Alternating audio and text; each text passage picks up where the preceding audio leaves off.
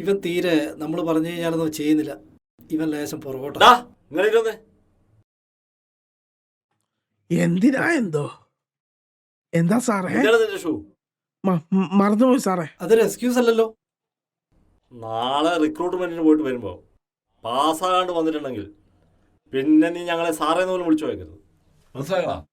Sorry sir. പോയില്ലടാ.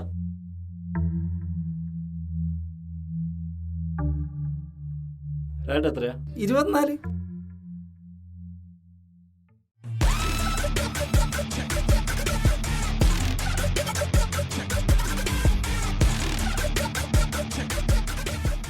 നീ എന്നാണ് ഇവിടെ നിൽക്കുന്നേ? നിനക്ക് പിള്ളേർക്ക് ക്ലാസ് ഒന്നും എടുക്കണ്ടേ? പോയി ക്ലാസ് എടുക്കടാ.